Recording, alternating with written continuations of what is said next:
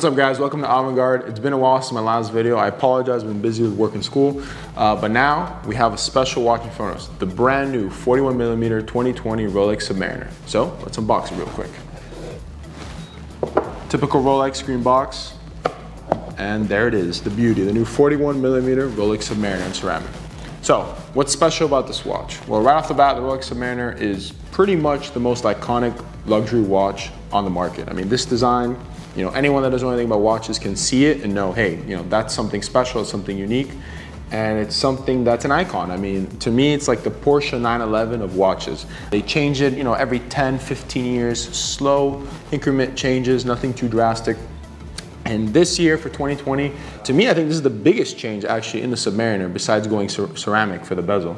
So they've actually increased the size. So this new one is 41mm instead of the classic 40mm. If you actually go ahead and measure it, which we did earlier, it's actually around 40.5. So the 41mm, I guess they rounded it up for marketing reasons to kind of give it that new size, but it's slightly bigger. And they've also thinned out the lugs a little bit versus the previous generation, which I think was a good idea because in the 2019 models, if you remember, it had the maxi case, and to me, the watch looked a little thick, a little fat when you compare it to the classic Submariners, such as the one I'm wearing here from the 80s or the 90s Submariners. They had like a very slick, slim look, where when they introduced the ceramic, they got a little bit thicker. So what they've done basically, typical Rolex, very conservative, but they also try to push a little bit, is that they've increased it to 41mm or 40.5, depending how you measure it. And they've slimmed down the case a little bit. So they're trying to appeal more to people who want a bigger watch, but also make it a little bit thin. So they're kind of playing both angles there, both best of both worlds kind of scenario.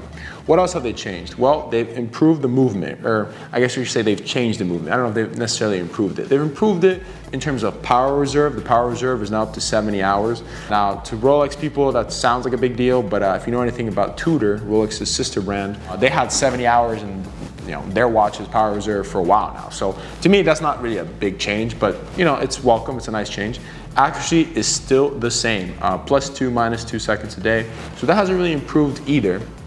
In classical Submariner fashion, the case back is still closed, no open case back. So you can put an engraving there or something like that, but you can't really see the movement at all. Other than that, guys, really not much has changed. I mean, they've improved the movement, like I said, with extra power reserve. They've made it a little bit bigger. They've changed the box here. I feel like the new Rolex boxes are a little bit bigger versus the older ones were a little smaller. But other than that, guys, it's still the Submariner. I mean, it's just the icon, the classic. It's the Porsche 911 of watches, pretty much, if you want to, explain it like that. What do I think about the watch? Well, I think the 41mm change is interesting. I didn't expect it. I thought Rolex would stay with that classic 40. I'm actually wearing a 40mm here. We're gonna show it to you guys, side to side, vintage. I personally, if I were to redesign this watch, what I would do is basically keep this design, this case design, this thinness, and just put a ceramic bezel and pretty much call it a day. You put the new movement in there, but I wouldn't really have this maxi dial or maxi case setup. I think that it kind of makes a very elegant watch, a little bit bigger, a little bit sportier than it needs to be. To me, this is kind of the perfect size and thinness, and with the ceramic technology, to me, it would be perfect. But I mean, clearly people like this watch. The retail for this, I believe, is like $9,900, almost 10 grand. I mean, I've sold one personally for 14,000. So they're definitely fetching a premium right now. Typical Rolex fashion, if you walk into an AD, they're pretty hard to get. Most people can't get them. So if you do find one, you're probably gonna pay a premium in the gray market. That being said, is it worth $14,000? That's really the question. I mean, the way I tell my clients and what I personally think as well is, this is money in the bank, basically. You put your money in this, you park it, you're never really gonna lose that much value. It will go back down a little bit, maybe as, if Rolex decides to loosen up the supply and put more in the market, but it really will never be retail. I mean, we've seen that trend the last 3 years. We think that most of the time it's gonna be above retail. So if you buy at the right price, around that 13,500, 14,000, you should be pretty safe, to be honest. Other than that, guys, there's not really much to say about this watch. I mean, it's a Rolex Submariner, it's a legend, it's an icon.